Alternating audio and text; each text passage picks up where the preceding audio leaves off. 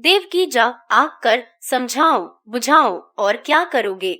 उनसे कहो भैया हमारा डोंगा क्यों मझधार में डुबाए देते हो। तुम घर के लड़के हो, तुमसे हमें ऐसी आशा न थी। देखो कहते क्या है, देवकी आखिर क्यों कोई हरज है।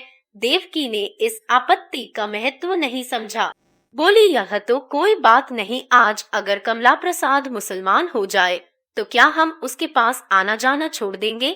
हमसे जहाँ तक हो सकेगा हम उसे समझाएंगे और उसे सुपथ पर लाने का उपाय करेंगे।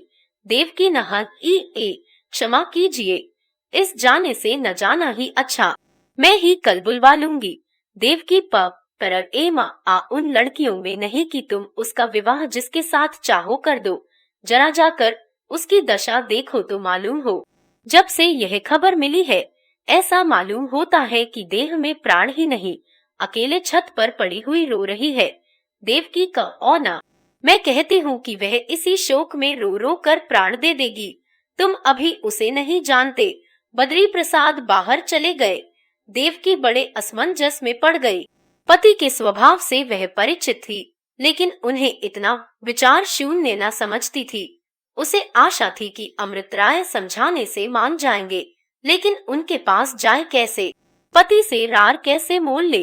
देवकी ने कहा रव ओ मत बेटी, मैं कल उन्हें बुलाऊंगी, मेरी बात वह कभी न टालेंगे।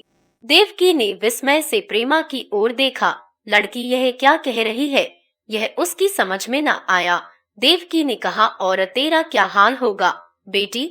देवकी ने आंसू भरी आंखों से कहा माँ बाप किसके सदा बैठे रहते हैं बेटी, अपनी आंखों के सामने जो काम हो जाए वही अच्छा। लड़की तो उनकी नहीं कुंवारी रहने पाती, जिनके घर में भोजन का ठिकाना नहीं, भिक्षा मांग कर लोग कन्या का विवाह करते हैं। मोहल्ले में कोई लड़की अनाथ हो जाती है तो चंदा मांग कर उसका विवाह कर दिया जाता है। मेरे यहाँ किस बात की कमी है, मैं तुम्हारे लिए कोई और वर तलाश करूंगी।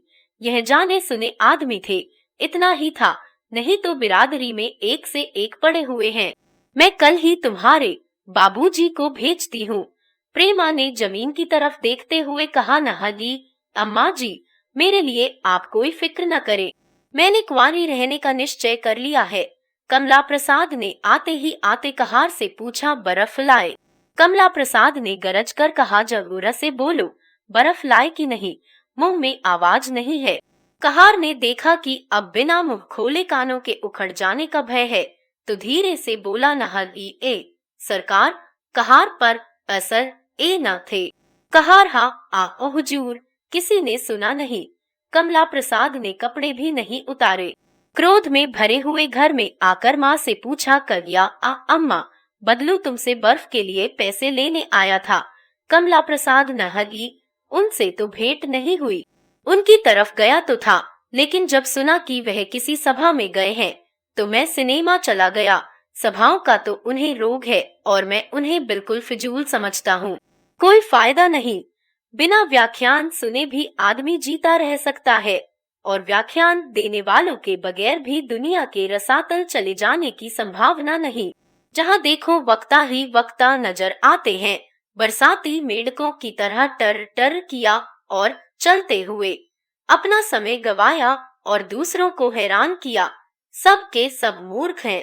कमला प्रसाद ने जोर से कहा मारकर कहा, और ये सभाओं वाले क्या करेंगे, यही सब तो इन सभी को सूझती है।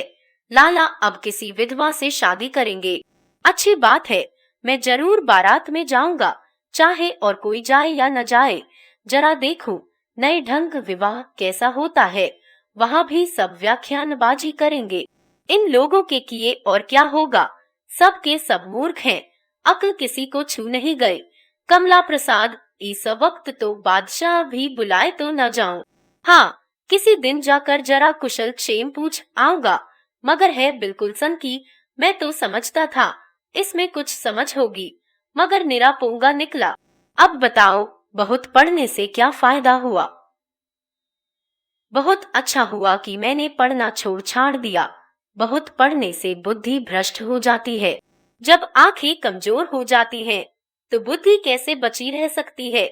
तो कोई विधवा भी ठीक हो गई कि नहीं। कहाँ है मिसराइन, कह दो अब तुम्हारी चांदी है, कल ही संदेशा भेज दे, कोई और न जाए तो मैं जाने को तैयार हूँ, बड़ा मजा रहेगा। कहाँ है मिसरानी, अब उनके भाग्य चमके, रहेगी बिरादरी ही की विधवाना, कि बिरादरी की भी कैद नहीं रही। कमला प्रसाद यह सभा वाले जो कुछ न करे वह थोड़ा, इन सभी को बैठे बैठे ऐसी ही बेपर की उड़ाने की सूझती है। एक दिन पंजाब से कोई बौखल आया था, कह गया जात पात तोड़ दो, इससे देश में फूट बढ़ती है। ऐसे ही एक और जांगलू आकर कह गया चमारों पासियों को भाई समझना चाहिए, उनसे किसी तरह का परहेज न करना चाहिए। बस सब के सब बैठे बैठे यही सोचा करते हैं कि कोई नई बात निकालनी चाहिए। बुड्ढे गांधी जी को और कुछ न सूझी तो स्वराज्य ही का डंका पीट चले। सबों ने बुद्धि बेच खाई है। पूर्णा को देखते ही प्रेमा दौड़कर उसके गले से लिपट गई। पड़ोस में एक पंडित वसंत कुमार रहते थे, किसी दफ्तर में क्लर्क थे। पूर्णा उन्हीं की स्त्री थी, बहुत ही सुंदर, बहुत ही सुशील, घर में दूसरा कोई न था। जब 10 बजे पंडित जी दफ्तर चले जाते तो यही चली आती और दोनों सहेलियां शाम तक बैठी हंसती बोलती रहती। प्रेमा को इतना प्रेम था कि यदि किसी दिन वह किसी कारण से ना आती तो स्वयं उसके घर चली जाती। आज वसंत कुमार कहीं दावत खाने गए थे। पूर्णा का जी उब उठा, यहाँ चली आई। प्रेमा उसका हाथ पकड़े हुए ऊपर अपने कमरे में ले गई। प्रेमा भैया आ में किसी तरफ ताकने की लत नहीं है, यही तो उनमें एक गुण है। पतिदेव कहीं गए हैं क्या? प्रेमा सभा आ में नहीं गए। आज तो बड़ी भारी सभा हुई है। प्रेमा आज की सभा देखने लायक थी। तुम होती तो मैं भी जाती। समाज सुधार पर एक महाशय का बहुत अच्छा व्याख्यान हुआ। प्रेमा ने हंसकर कहा, नहीं बहन, समाज में स्त्री और पुरुष दोनों ही हैं, और जब तक दोनों की उन्नति न होगी जीवन सुखी न होगा। पुरुष के विद्वान होने से क्या स्त्री विदुषी हो जाएगी? पुरुष तो आखिरकार सादे ही कपड़े पहनते हैं, फिर स्त्रियां क्यों गहनों पर जान देती हैं? पुरुषों में तो कितने ही कुंवारे रह जाते हैं, स्त्रियों को क्यों बिना विवाह किए जीवन व्यर्थ जान पड़ता? बताओ, मैं तो सोचती हूँ कुंवारी रहने में जो सुख है वह विवाह करने में नहीं है। प्रेमा ने अमृतराय की प्रतिज्ञा का हाल न कहा। वह जानती थी कि इससे पूर्णा की निगाह में उनका आदर बहुत कम जो जाएगा। बोली, वह स्वयं विवाह न करेंगे। प्रेमा नहन बहन, झूठ नहीं है, विवाह करने की इच्छा नहीं है, शायद कभी नहीं थी। दीदी के मर जाने के बाद वह कुछ विरक्त से हो गए थे। बाबूजी के बहुत घेरने पर और मुझ पर दया करके वह विवाह करने पर तैयार हुए थे, पर अब उनका विचार बदल गया है। और मैं भी समझती हूँ कि जब एक आदमी स्वयं गृहस्थी के झंझट में न फंसकर कुछ सेवा करना चाहता है तो उसके पांव की बेड़ी न बनना चाहिए। मैं तुमसे सत्य कहती हूँ पूर्णा, मुझे इसका दुख नहीं है। उनकी देखा देखी मैं भी कुछ कर जाऊंगी। प्रेमा बैनर आ कहे भी तो आदमी अपनी इच्छा प्रकट कर सकता है। प्रेमा नहरी, पूर्णा, तुम्हारे पैरों पड़ती हूँ, पत्र वत्र न लिखना। मैं किसी के शुभ संकल्प में विघ्न न डालूंगी। मैं यदि और कोई सहायता नहीं कर सकती तो कम से कम उनके मार्ग का कंटक न बनूंगी। प्रेमा, ऐसा कोई दुख नहीं है जो आदमी सह न सके। वह जानते हैं कि मुझे इससे दुख नहीं, हर्ष होगा, नहीं तो वह कभी यह इरादा न करते।